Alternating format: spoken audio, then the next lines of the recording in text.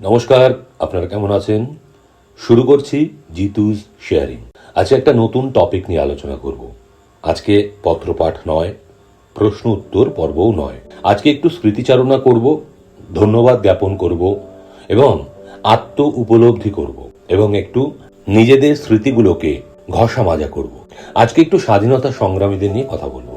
অদ্ভুত লাগছে টপিকটা। অনেক দিন ধরে মনে হয়েছে যে আমরা যাদের জন্য স্বাধীন ভারতবর্ষে প্রশ্বাস নিঃশ্বাস নেওয়া দেওয়া করতে পারছি, এদিক ওদিক ঘুরতে পারছি, ভারতবর্ষের এক প্রান্ত থেকে অন্য প্রান্তে যেতে পারছি, হিমালয় থেকে সুদূর অরুণাচল থেকে তামিলনাড়ু থেকে গুজরাট, এইভাবে চতুষ্কোণে আমরা যেতে পারছি শুধুমাত্র আমরা স্বাধীন বলে। বহু মানুষ আমার সঙ্গে একার্থ নাও হতে পারেন, তারা বলতে পারেন কোথায় আমরা স্বাধীন। দেখুন, আমরা স্বাধীন, হ্যাঁ, স্বাধীনতার মধ্যেও প্রচুর বাক বিতণ্ডা থেকে যায়। সরকারের পক্ষে হোক বিপক্ষে হোক প্রচুর মানুষের কথা থেকে যায়। তবুও যারা ব্রিটিশদের বিরুদ্ধে স্বাধীনতা সংগ্রাম করেছেন তাদের তো আমরা অস্বীকার করতে পারি না। যারা স্বাধীনতা সংগ্রামী হিসেবে আমাদের সব সময় মনের মণিকোঠায় থাকবেন তাদের মধ্যে নেতাজি সুভাষচন্দ্র বোস, অরবিন্দ, ক্ষুদিরাম, বল্লভভাই প্যাটেল, আরো অনেক অনেক নামগুলো ফ্রন্ট সাইডে থাকে। আজকে কথা বলবো দু একজনের সম্বন্ধে যারা ওই প্রদীপের পাদদেশে সব সময় অবস্থান করেছেন। তারা হয়তো ওই লিড আর্টিস্টদের মতো সামনে আসতে পারেননি, কিন্তু যাদের ছাড়া স্বাধীনতা কখনোই আসতো না। দেখুন, আমি শুনেছি বা আমি বিশ্বাসও করি, পড়াশোনা ছাড়া, শিক্ষা ছাড়া কখনোই কোনো বিপ্লব সংগঠিত করা সম্ভব নয়, সুসংগঠিত করা সম্ভব নয়। বিপ্লবের জন্য শিক্ষা অত্যন্ত প্রয়োজনীয়। মাও সেতুং এর একটা বিখ্যাত উক্তি ছিল না, বন্দুকের নল ক্ষমতার উৎস। দেখুন, মাও সেতুং কিন্তু মাধ্যমিক পাস, উচ্চ মাধ্যমিক পাস, তারপরে শুধুমাত্র জ্ঞান অধ্যয়ন করেছেন নিজের জীবন অভিজ্ঞতার মাধ্যমে।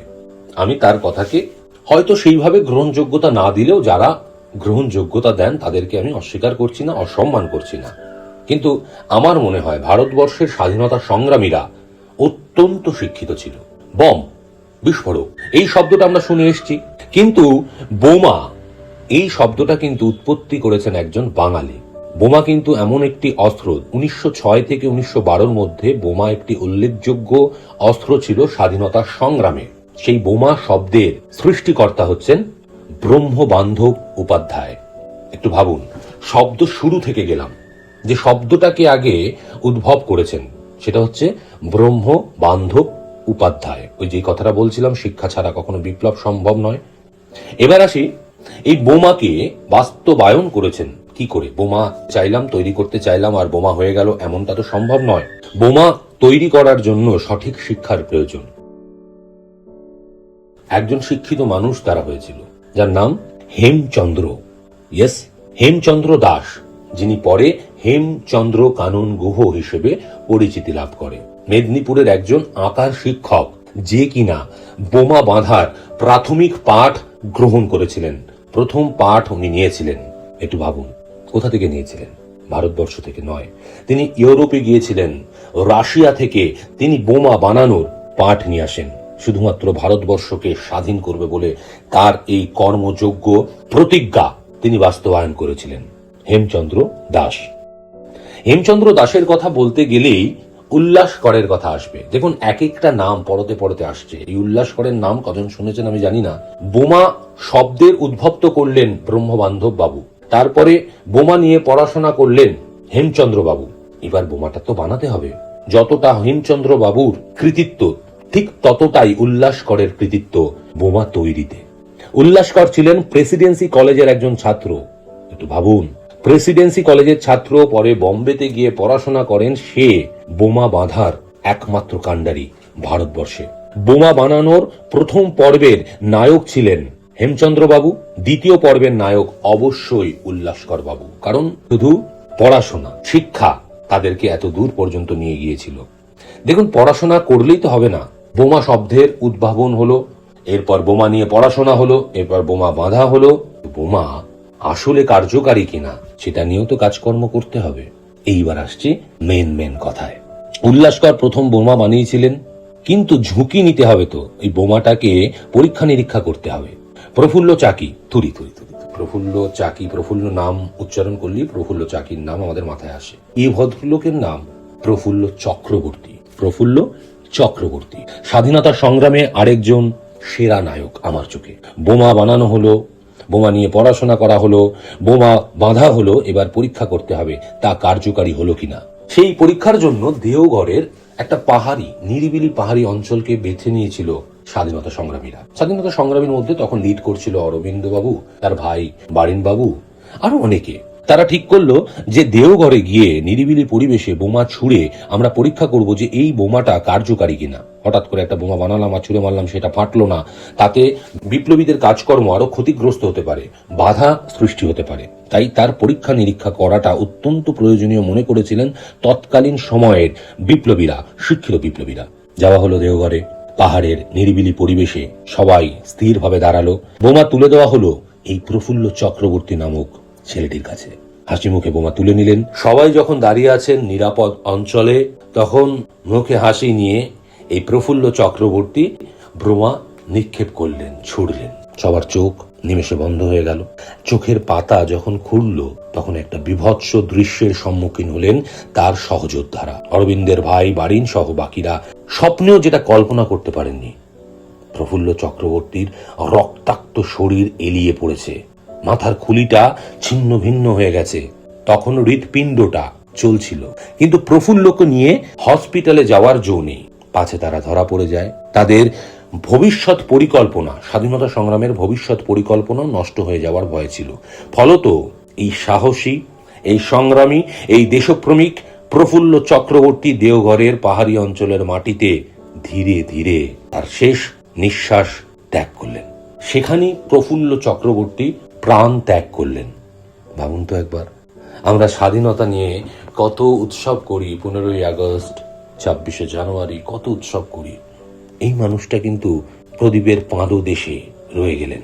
তার মৃতদেহ, খুব ইম্পর্ট্যান্ট একটা জিনিস আপনাদের সঙ্গে শেয়ার করব, এই প্রফুল্ল চক্রবর্তীর মৃতদেহ কিন্তু তার সহযোদ্ধারা, তার সহসংগ্রামীরা তার বাড়িতে নিয়ে আসতে পারেনি।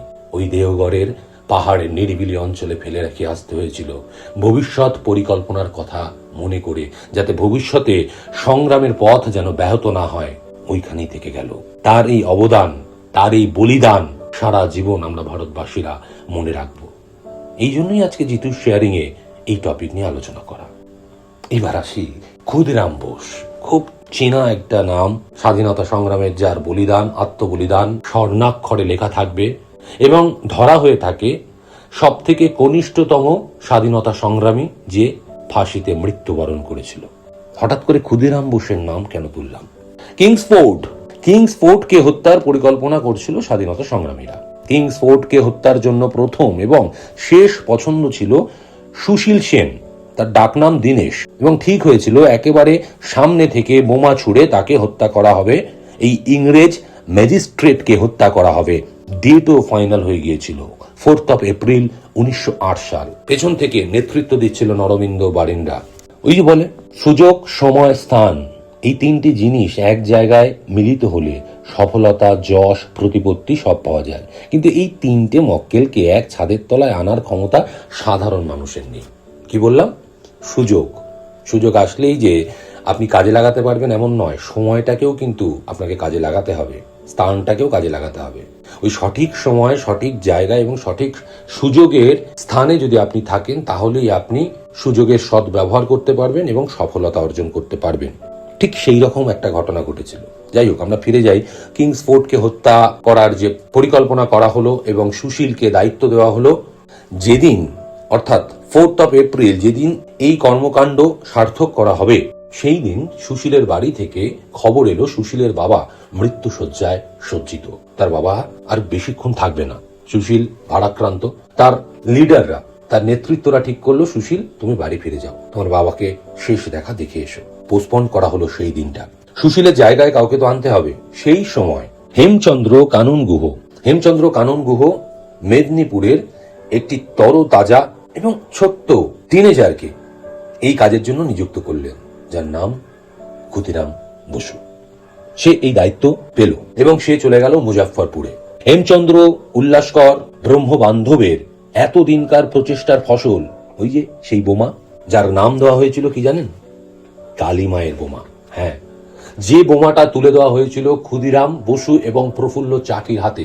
বাই দ্য ওয়ে, এই প্রথম যেদিন কিংসফোর্ডকে হত্যা করার জন্য ক্ষুদিরাম বসু এবং প্রফুল্ল চাকি ওই কর্মকাণ্ডে গিয়েছিলেন, তারা কিন্তু প্রথম সেই দিনই দেখা করেছিলেন একে অপরের সঙ্গে। ক্ষুদিরাম বসু প্রফুল্ল চাকিকে চিনতেন না, প্রফুল্ল চাকিও ক্ষুদিরাম বসুকে চিনতেন না, কিন্তু তারা ইতিহাসের খাতায় স্বর্ণাক্ষরে থেকে যাবেন একে অপরের ওই এক আত্মা দুই প্রাণ হিসেবে। তারা ইতিহাসের পাতায় থেকে যাবে এক আত্মা দুই প্রাণ হিসাবে। তারা কিন্তু সেই দিনই প্রথম একে অপরের সঙ্গে সাক্ষাৎ করেছিলেন এবং বোমের নাম দেওয়া হয়েছিল কালী মায়ের বোমা, যা হেমচন্দ্র, উল্লাসকর এবং ব্রহ্ম বান্ধবের এতদিনকার প্রচেষ্টার ফসল। বোমাটা কেমন দেখতে ছিল জানেন? ছোট্ট ক্যাম্বিস বল হয় না, ছোট ক্যাম্বিস বল টিনের পাত দিয়ে ঘেরা, ঠিক যেমনটা দেখতে হয় ওই রকম একটি বোমা হাতে তুলে দেওয়া হলো ক্ষুদিরাম বসুর। 30 এপ্রিল 1908 রাত্রি 8টা থেকে 8:30টার মধ্যে তারা কর্মকাণ্ড ঘটিয়ে ফেললেন। তারা বোমা ছুড়ে মারলেন, কিন্তু আমরা সবাই জানি এর পরের ঘটনা। কিংসফোর্ডের ভাগ্য ভালো ছিল, একজন মহিলা সহ একজন বাচ্চা নিহত হয়। ক্ষুদিরাম বসু ধরা পড়ে যান, প্রফুল্ল চাকিও ধরা পড়ে যান। প্রফুল্ল চাকি সুইসাইড করেন এবং ক্ষুদিরামের ফাঁসি হয়। এখানে আজকে শেষ করব ভেবেছিলাম, কিন্তু না, আরেকজনের নাম বলবো, কানাইলাল দত্ত। কানাইলাল দত্তের বয়স ছিল 20, ক্ষুদিরামের বয়স ছিল 18, যে মৃত্যুবরণ করেছিল সব থেকে কনিষ্ঠতম স্বাধীনতা সংগ্রামী। তারপরেই যদি আমি ধরি 20 বছরের একটি তরতাজা প্রাণ, এখনকার সময় 2026-এ দাঁড়িয়ে 20 বছর 18-20 বছরের ছেলেমেয়েরা কি করছে আপনারা নিজেরাই জানেন। এবং সেই সময় 20 বছরের কানাই কতটা ম্যাচিওর ছিল, পরিপক্ক ছিল, একবার শুনুন গল্পটা। স্বাধীনতা সংগ্রামে যখন সমস্ত ফন্দি আঁটা হতো, প্ল্যান করা হতো, আমাদের মধ্যেই তো সর্ষের মধ্যে ভূত যেটাকে বলা হয়, যা আজও বর্তমান, এরকম বহু মানুষ তো ছিল। তো সেই সময়ের একজন মানুষ হচ্ছে নরেন। নরেন হচ্ছে সেই সময়ের একজন বিশ্বাসঘাতক। নরেন গোসাই বিশ্বাসঘাতক। সে কি করলো, হঠাৎ করে রাজ সাক্ষী হয়ে গেল, বিপ্লবীদের সঙ্গে ঘুরে ঘুরে ঘুরে ঘুরে সমস্ত তথ্য একত্রিত করে ইংরেজ ব্রিটিশ পুলিশের কাছে গিয়ে ধরা দিয়ে বলল আমি রাজ সাক্ষী হয়ে যাচ্ছি, এবং সমস্ত প্ল্যান বলে দিল, বলে জেলের মধ্যে শেল্টার নিল। এই সময় এই বিশ্বাসঘাতককে হত্যা করা, কারণ বিশ্বাসঘাতকের কাছে অনেক তথ্য আছে, বিপ্লবীরা মনে করেছিল সব তথ্য হয়তো ও এখনো দিয়ে উঠতে পারেনি, ধীরে ধীরে ধীরে ধীরে একটার পর একটা তথ্য দেবে, তাই জন্য ইতিমধ্যে জেলের মধ্যে কাউকে ঢোকাতে হবে যাতে তাকে যে কোনো উপায়ে সরিয়ে ফেলা যায়। এগিয়ে এলেন এই ছেলেটি, কানাইলাল দত্ত। সে নির্দ্বিধায় পুলিশের কাছে গিয়ে ধরা দিল, বলল আমি বিপ্লবী, আমি প্রচুর জায়গায় বোমা নিক্ষেপ করেছি, আমি বিপ্লবীদের সঙ্গে ওঠা বসা করি, তো আমি সারেন্ডার করতে চাই। কানাইলাল দত্তকে অ্যারেস্ট করা হলো। কানাইলাল দত্ত ছিলেন চারুচন্দ্র রায়ের সুযোগ্য, ঝকঝকে, তরুণ, তরতাজা প্রাণ। বিশ্বাসঘাতকের শাস্তি মৃত্যু, তার মনের মধ্যে এটা গেঁথে গিয়েছিল। জেলের মধ্যে ঢুকে ওয়েবলি .45 পিস্তল জোগাড় করে সেই বিশ্বাসঘাতক নরেনকে গুলি করে হত্যা করলো। তাকে কোর্টে চালান দেওয়া হলো, তাকে ফাঁসির নির্দেশ দেওয়া হলো। শেষ পারের জন্য তাকে জজ জিজ্ঞেস করেছিল, তুমি কি তোমার সপক্ষে কোনো যুক্তি দিতে চাও? কানাইলাল দত্ত মুখে প্রশান্তির হাসি নিয়ে, স্মিত হাস্য ভরা একটা মুখ নিয়ে, যেন চারিদিকে দ্যুতি ছড়াচ্ছে, সে বলেছিল there shall be no appeal. ভালো করে শুনুন, কানাইলাল দত্ত বলছে there shall be no appeal, এবং মৃত্যুবরণ করলেন, তার ফাঁসি হলো। এই মানুষটাও তো প্রদীপের পাদদেশে থেকে যাবে। কজন একে নিয়ে আলোচনা করবে? 15 আগস্ট, 26 জানুয়ারি স্বামী বিবেকানন্দের ছবি সহ, নজরুলের ছবি সহ, অরবিন্দর ছবি সহ, ক্ষুদিরামের ছবি সহ প্রত্যেকের ছবি থাকবে, যাদেরকে আমরা জানি। কানাইলাল দত্তের ছবিটা কি থাকবে? থাকবে কি প্রফুল্ল চক্রবর্তীর ছবিটা?